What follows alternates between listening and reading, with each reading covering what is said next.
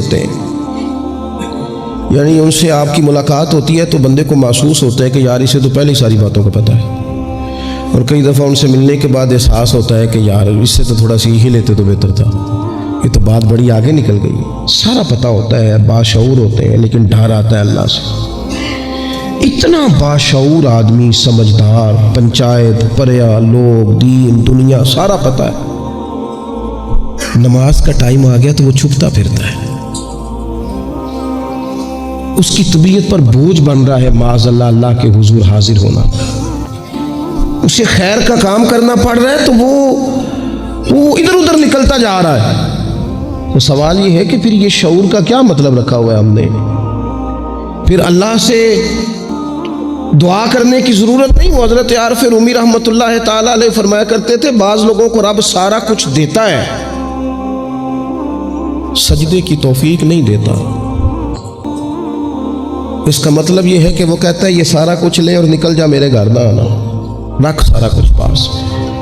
رب سے عافیت مانگی جائے، اس سے اس کا فضل مانگا جائے، اس سے اس کا کرم مانگا جائے۔ اللہ کے پیارے رسول صلی اللہ تعالی علیہ وآلہ وسلم اس عافیت مانگنے پر زور دیتے، توجہ دیتے۔ میں آپ کو صحیح بتاتا ہوں،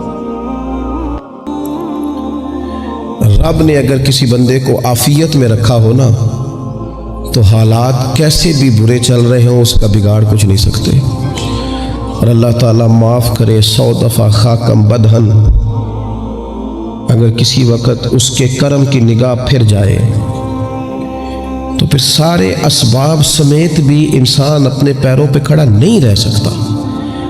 اس سے جب تک طلب کرم نہیں ہوتا، طلب عافیت نہیں ہوتی، اس کی بارگاہ سے جب تک بندہ مومن پورا رجوع نہیں کرتا، یہ عافیت اتنی اعلیٰ چیز ہے کہ نبی پاک علیہ السلام نے فرمایا اذان اور اقامت کے درمیان جو وقت ہوتا ہے اس میں دعائیں رد نہیں ہوتی۔ دعا مانگا کرو گے تمہاری اللہ اپنے فضل سے قبول کر لے گا۔ عرض کی یا رسول اللہ کیا مانگے؟ تو فرمایا عافیت مانگو رب سے۔ حضرت انس بن مالک حدیث کے راوی ہے رضی اللہ تعالیٰ عنہ، یہاں بھی فرمایا یہ عین قبولیت کا ٹائم ہے، اب اللہ سے عافیت مانگ لو، اس کی پناہ۔ ہم دعاؤں میں بھی محدود ہو جاتے ہیں۔ رب دا طالب کوئی نہ ملیا، جو ملیا طالب زردہ ہو۔ جب عافیت، ایک بزرگ تھے ہر وقت اللہ سے عافیت مانگتے تھے، ہر وقت اللہ سے عافیت مانگتے تھے، ہر وقت عافیت مانگتے تھے۔ لوگوں نے پوچھا، لوگ ان کو صالح جانتے تھے، نیک سمجھتے تھے کہ حضور آپ اور کوئی دعا مانگتے نہیں، عافیت ہی مانگتے ہیں۔ فرمانے لگے میں مانگا کرتا تھا شروع میں، بعد میں خیال آیا ہے اور بھی دعائیں مانگا کرتا تھا، یہ احساس بعد میں نصیب ہوا۔ فرماتے میں مزدوری کرتا تھا، مال برداری کرتا تھا، ایک جگہ پہ ڈیوٹی کر رہا تھا تو تھک گیا، اور وہ جو کام لینے والے لوگ تھے ان کا رویہ بھی بڑا ترش تھا، تکلیف ہوئی۔ تو میں نے اپنے مالک کی بارگاہ میں عرض کی مالک اگر 2 روٹی بغیر مجھے مشقت کے مل جائے دن میں تو تیری بارگاہ تو بڑی قریب ہے۔ کہتے ہو میں نے یہ دعا مانگ لی، ذرا میں تھوڑا آگے بڑھا تو 2 بندے آپس میں لڑ رہے تھے، میں ان کی صلح کرانے کے لیے، انہیں بچانے کے لیے آگے بڑھا تو میں جس کو چھڑا رہا تھا دوسرے نے میرے اوپر ضرب لگا دی، میرا بھی سر پھٹ گیا۔ تھوڑی دیر کے بعد وہاں پولیس آ گئی، وہ تینوں کو لڑنے والا سمجھ کے اٹھا کے لے گئے، مجھے جیل ہو گئی۔ 2 روٹیاں بغیر مشقت کے روز ملنی شروع ہو گئی۔ دعا مانگی تھی نا کہ یا اللہ 2 روٹیاں مل جائے نا بغیر مشقت کے، کہتے وہ 2 روٹیاں روز ملتی، کوئی کام نہیں کرنا پڑتا، پر جیل ہو گئی۔ فرماتے میں بڑا پریشان تھا، روز روٹیاں پابندی سے آتی اور بہترین آتی، کھانا ملتا۔ پھر کچھ عرصے کے بعد میں نے سوچا کہ یار یہ دعا تو قبول ہو گئی نا تیری، اب تو اگر اس پر کوئی الگ بات کرے گا تو وہ تو غلط کرے گا۔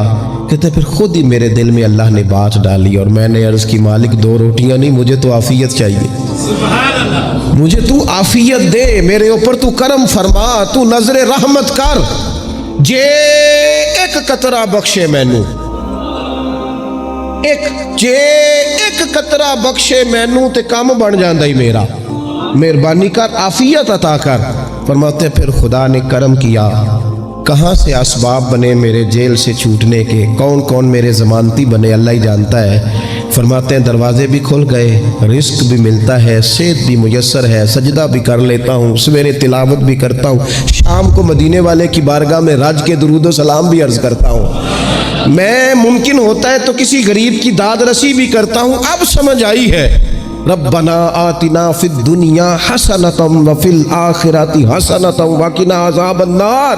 اب سمجھ آئی ہے رب سے جب بھی مانگنا ہے عافیت ہی مانگنی ہے، اس سے کرم مانگ۔ ہم نے محدود دعائیں رکھی ہوئی ہیں، محدود، وہ جی فلانا کام میرا ہو جائے تو بھئی وہ ایک ہو گیا، اس کے بعد پھر نئی ٹینشن بن جائے گی۔ نہیں، میں جی بچوں کی شادی کر لوں جی پھر میں فارغ ہوں۔ آپ شادی کر کے دیکھیں، لاگ پتہ جائے گا کیسے فارغ ہوتے ہیں۔ آپ یہاں رکتے کیوں ہیں؟ آپ خدا سے عافیت کیوں نہیں طلب کرتے؟ اس کی بارگاہ سے وہ کیوں نہیں مانگتے کہ جو ایک قطرہ ملے تو دنیا اور آخرت کے سارے کام ہو جائے؟ اس سے اس کی رحمت کا سوال کرے، اس سے اس کے کرم کا سوال کرے۔ اللہ کی بارگاہ میں بھی حاضر ہونا اور جچی تلی اور جناب ناپ تول کر اور محدود چیزوں کا سوال کرنا، مالک سے مانگے، اور وہ جب دیتا ہے تو دیتا بھی بے حساب ہی ہے۔ وہ جب عطا کرتا ہے تو کرم کے دروازے کھول کے عطا کرتا ہے، ورنہ تو ایک الجھن سے انسان نکلتا ہے دوسری میں الجھ جاتا ہے، ایک گتھی کو سلجھاتا ہے۔ پھر اقبال رو پڑے تھے، کہنے لگے میں عقل کی گتھیاں سلجھا چکا ہوں، یا رب مجھے صاحب جنوں کر دے۔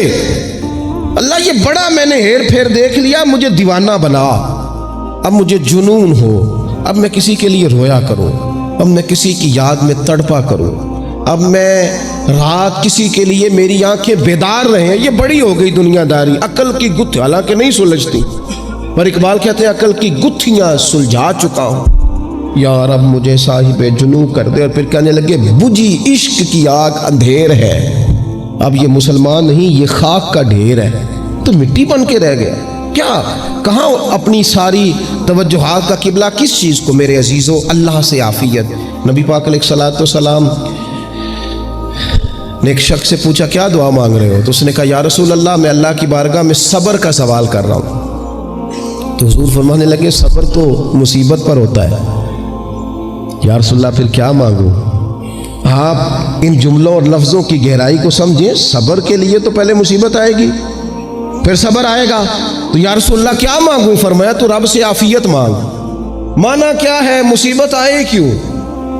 اللہ تجھے اپنی حفاظت کے حصار میں لے لے، وہ وقت ہی کیوں آئے کہ جب تیری طبیعت الجھ جائے، جب تو پریشان ہو جائے، جب تو تو اللہ سے عافیت مانگنا۔ جب تو عافیت مانگے گا تو اگر کبھی مشکل آئے گی بھی نا، تو خدا پھر اپنے فضل سے مشکل سے نکلنے میں رستہ بھی بڑی جلدی عطا فرمائے گا اور تیرے اوپر فضل فرمائے گا اگر عافیت۔ ہارون رشید نا اپنے محل کی چھت پہ ٹہل رہا تھا، سب سے اوپر والے چوبارے پر، نیچے سے حضرت بہلول دانا گزر رہے تھے، اوپر اس کے ساتھ سپاہی بھی تھے، گن مین بھی تھے۔ اس نے کہا یہ بابا تو ذرا اوپر اٹھاؤ۔ انہوں نے ایک ڈولی، ایک ٹوکری سمجھ لیں، اس کو رسیاں باندھ کے نیچے پھینکا۔ نیچے جو سپاہی تھے ان کو کہا کہ یہ بابا جی کو پکڑ کے اس میں بٹھاؤ۔ انہوں نے جبرن تھاما بابا جی کو، اس میں ڈالا، اوپر والوں نے کھینچ لیا۔ 2-3 منٹ لگے۔ ہارون رشید کے سامنے حضرت بہلول دانا پہنچ گئے تو تھوڑے ناراض بھی ہوئے کہ یہ کوئی طریقہ تو نہیں نا بلانے کا۔ ملاقات ہوئی تو کہا کیوں بلایا؟ کہنے لگا ایک مسئلہ پوچھنا تھا۔ فرمانے لگے بادشاہ ہے نا، تیرے مسئلے پوچھنے کا بھی اپنا ہی انداز ہے، پوچھ مسئلہ۔ کہنے لگا بابا پوچھنا تھا کہ آپ اللہ تک کیسے پہنچے؟ حضرت بہلول دانا چپ کر گئے۔ 2-4 منٹ کے بعد کہنے لگے جس طرح ابھی زمین سے تیرے تک نہیں پہنچا، بالکل اسی طرح پہنچ گیا اور آپ کریم کی بارگاہ تک، اور وہ بھی جو اس نے کرم فرمایا ہے، ورنہ میں تو نہیں سمجھتا کہ میں پہنچ گیا، وہ بھی اگر تیری خوشگوانی ہے۔ ہارون رشید کہنے لگا مجھے سمجھ نہیں آئی۔ فرمانے لگے تو بادشاہ جو ہے اتنی جلدی کیسے سمجھ میں آئے گی تجھے بات؟ فرمانے لگے اگر میں تجھ سے ملنا چاہتا نا تو میں ایک درخواست لکھتا، پھر کسی وزیر سے سفارشی سائن کراتا، پھر وہ جمع کراتا، پھر مجھے ٹائم ملتا کہ فلاں دن فلاں تاریخ فلاں ٹائم آ جانا، پھر آ کے میں لائن میں لگتا، پھر بھی تو بادشاہ ہے، تیرا موڈ بنتا ملنے کا کہ نہ بنتا۔ جب میں چاہتا تو پتہ نہیں کتنا ٹائم لگ جاتا، جب تو نے چاہا ہے نا تو 1 منٹ بھی نہیں لگا۔ فرمانے لگے میں نے دعویٰ ہی نہیں کیا کہ میں جدوجہد کر کے پہنچوں گا، میں نے تو رب کی بارگاہ میں عاجزی کی ہے، پھر رب نے ہی کرم فرمایا ہے، اسی نے مہربانی کی ہے۔ مانا کہ محبت کے سفر میں ہر گام پہ 100 مشکل ہے، لیکن یہ سفر آسان بھی ہے اگر ساتھ تمہارا ہو جائے۔ اس کے کرم کا ساتھ رہا ہے، اس سے عافیت مانگی ہے، اپنے آپ کو اس کے سپرد کیا ہے تو اس نے کرم کر دیا۔ جب تک یہ مزاج نہیں ہم بناتے کہ مالک سے عافیت کا سوال کریں، اپنے آپ کو اپنے رب کے حوالے کر دیں، اس کی رحمتوں کے سپرد کر دیں، اتنی دیر تک زندگی میں ٹھہراؤ نہیں آتا، قرار نہیں آتا۔ مشکات میں موجود ہے، اللہ کے پیارے رسول صلی اللہ تعالیٰ علیہ وسلم تیمارداری کے لیے گئے تو صحابہ کرام فرماتے ہیں وہ بندہ نا اتنا پتلا نحیف اور لاغر ہو گیا تھا جس طرح چڑیا کا بچہ ہوتا ہے، کمزوری ضعف طاری تھا۔ تو محبوب کریم نے اسے دیکھا تو بڑے کریمانہ انداز میں کریم فرمانے لگے، تو کوئی دعا نہیں مانگتا، تو عافیت نہیں مانگتا اللہ سے؟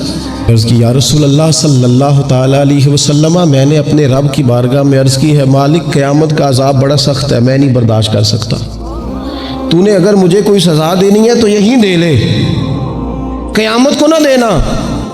کہتے محبوب فرمانے لگے سبحان اللہ، او خدا کے بندے تو رب کی سزا دنیا میں بھی نہیں سہ سکتا، اللہ سے یہ بھی سوال نہ کر، تو رب سے کہہ ربنا آتنا فی الدنیا حسنۃ وفی الآخرۃ حسنۃ وقنا عذاب النار۔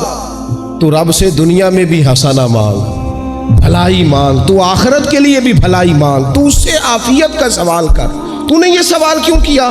عرض کی یا رسول اللہ کرم ہو گیا ہے، مجھے سمجھ آ گئی، اب میں اسی طرح ہی کروں گا۔ عزیز دوستو، ہم کہاں سہ سکتے ہیں؟ ہم دنیا میں رب کی سزا ہم نہیں سہ سکتے، ہم کمزور ہیں، تو گرمی نہیں سہ سکتے، شدید سردی نہیں سہ سکتے، شدت کی بھوک لوگ نہیں سہ سکتے، کوئی آزمائش نہیں سہ سکتے۔ وہ جو لوگ بعض اوقات کہہ دیتے ہیں نا جی فلاں چیز ہمارے اعمال کا نتیجہ ہے، تو میں کیا کرتا ہوں، نہ کو یار، ہم تو یہ بھی نہیں سہ سکتے، ہم کہاں برداشت کر سکتے ہیں، ہمیں تو وہ معاف ہی فرمائے، ہم حساب والے ہیں ہی نہیں، ہم تو صرف معافی والے ہیں۔ ہم سے نہ حساب پوچھے، اس نے حساب پوچھا تو پھر تو بڑی مشکل ہو جائے گی، اگر اس نے حساب پوچھا تو بڑی رسوائی ہو جائے گی، اگر حساب پوچھا تو مشکلات سامنے دکھائی دینے لگ جائیں گی۔ ہم سے تو وہ درگزر والا معاملہ کرے، ہم سے تو وہ کہے جا میں نے محبوب کے صدقے تجھے معاف کیا، جا تیرے لیے رحمت اور بخشش والا فیصلہ